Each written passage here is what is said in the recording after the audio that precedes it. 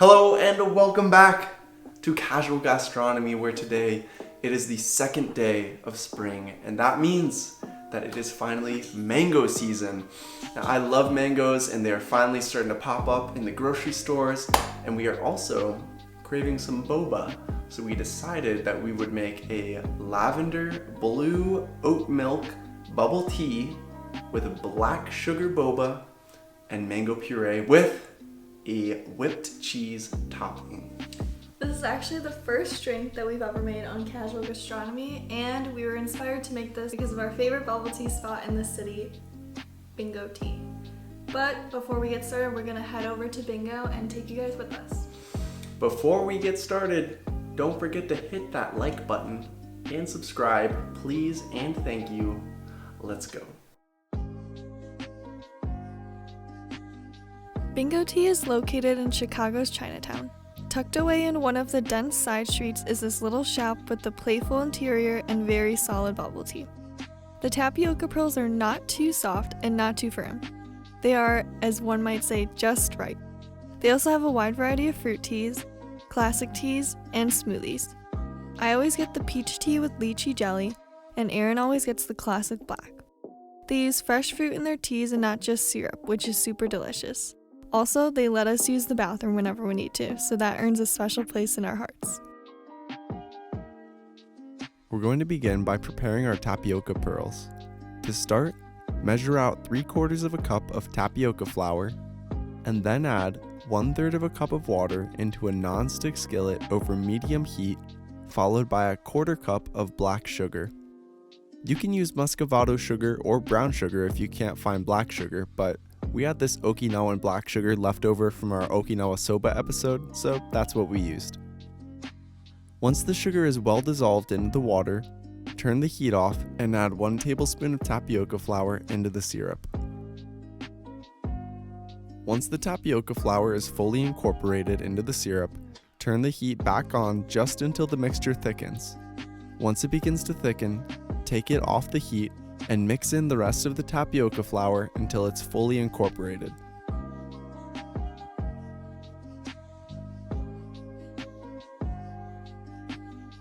Then, dust a clean countertop with a little tapioca flour and knead the dough until it's completely smooth. If your dough is really sticky, feel free to add a bit more tapioca flour. Finally, roll your dough out into a snake, which is just a little bit thinner than the normal diameter of a tapioca pearl. It'll expand when you cook it. You may need to cut your dough in half if it gets too long to deal with. Then, cut the dough into pieces equal in length and width and roll them in between your palms to shape them into little pearls. No need to panic, but try to work quickly because the dough is most pliable while it's warm. Then, dust the pearls lightly with tapioca flour and set them aside while you bring a pot of water up to a boil. Once the water is simmering, drop in your boba and let it cook for about 18 to 20 minutes. Make sure to stir them occasionally to make sure that they're not sticking. Then, strain out the boba and set them aside while you prepare your blue milk.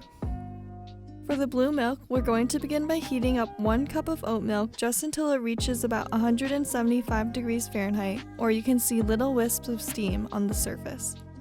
You can use regular milk if you prefer, but we went with oat milk because we like the flavor and it's a little gentler on our stomachs. We're not sponsored, but we really dig the flavor of Oatly's oat milk.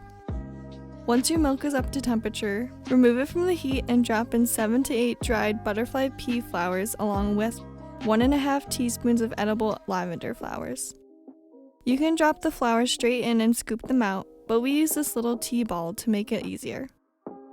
These butterfly pea flowers are not too expensive online, and you can use them to color anything from cocktails to desserts and even bread. Let your flowers steep for about 10 minutes, then remove them from the milk. Pour your blue milk along with 4 cups of plain oat milk into a shaker bottle. Add in 1/4 teaspoon of Himalayan pink salt or any high quality salt of your choice, and 3 teaspoons of honey.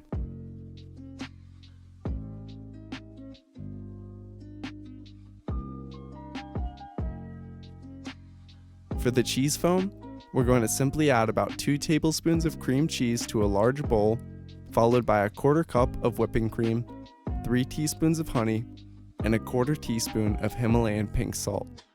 Then, just beat the mixture until it forms into a thick, foamy whipped cheese topping. If your mixture is too thick, just add a little bit of milk to thin it out. Then, set it aside in the fridge to cool while you prepare your mango. To prep the mango, just slice off the 2 halves, then do that thing where you cut those little squares in the flesh and then scoop it out with a spoon. Get some of that flesh around the sides too, unless you just want to nibble off the mango bone.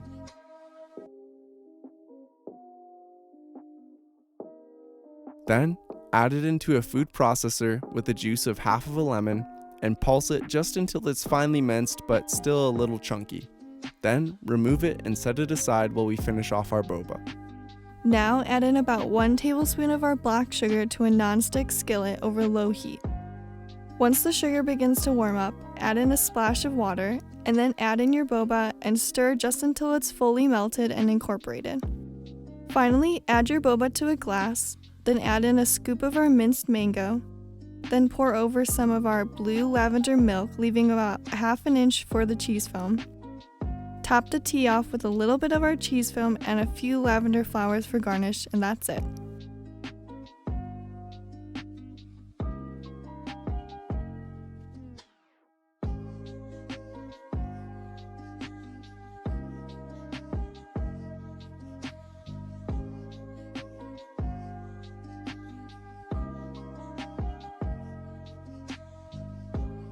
We're back. We have our blue oat milk, lavender, mango puree, black sugar boba, whipped cheese. There are too many ingredients in this. But here it is. 10 hours later. 10 hours later. We have worked ourselves to the bone for this simple drink. Well, I guess it's not that simple. I thought it was gonna be simple. I was like, all right, we're gonna make the tapioca, we're gonna make the tea, we're gonna put it all together, quick and easy. No, just the opposite. I'm not gonna lie, I'm crying on the dance floor over here. I'm crying in the club right now. This was quite the challenge. The boba, I thought they would be easy. Every video I watched, like, oh, just simple 3 ingredients. You just whip it up, stir, stir, stir, roll, roll, roll, cut, cut, cut, roll, roll, roll, boil, done. You got boba. No, in reality, it's you put the water and the sugar in and the tapioca, and then it fails, and you have to make another one, and another one, and another one, and then when it finally works, it just looks like goop. It's not pretty. But at least we had one batch that turned out of our like 3 or 4 batches that we made. We do have some separation between the bobas. It's not one solid gelatinous mass. But still not perfect. Not what we hoped for. They're not beautiful. They're not pretty to look at. No. But, you know, it's not all about looks. So as for the taste, let's give it a little sipperoonie and see what's the flavor like over here and the texture.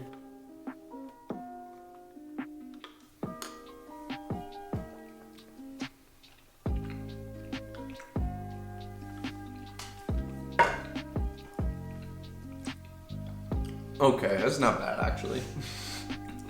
So the tapioca tastes like tapioca, so I'm happy about that. Oh and gosh. the consistency is pretty good, like the texture. It's Yeah. chewy, it's not totally mush. Yeah.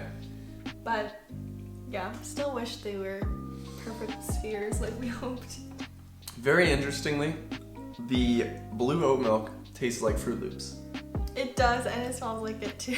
I don't know if it's just psychological, but like, I don't know if it's the lavender or maybe they use pea flowers to dye. No, I thought they use a natural We substance might to dye have Fruit to Loops. do a side experiment where we just taste the pea flower tea.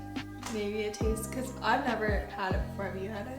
No, I've never had it before. So maybe it just tastes like Fruit Loops. I don't know. Also, I'm kind of Mixed with almond sad. milk. The pea flower tea was supposed to turn purple when it touched the mango lemon. with lemon. So if you're gonna do this, add more lemon. Add like a whole lemon worth of juice, and maybe that'll turn it purple. Because it's supposed to turn purple when it's exposed to acidity. But I don't see anything happening down here. Yeah. a lot of things went wrong for us, but yeah. we still have a drink to present. We have a drink in the end. It's all right. Honestly, I prefer just classic black. If I'm being real with you. Yeah.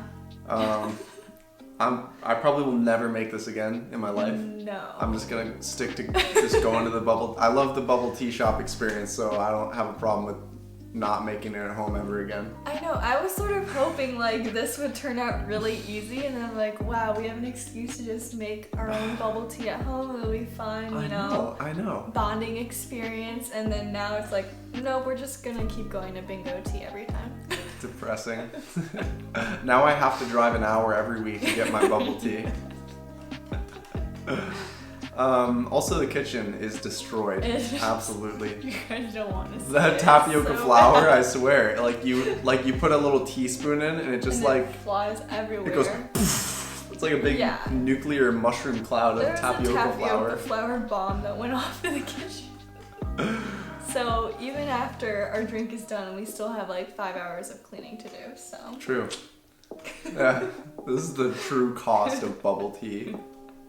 yeah.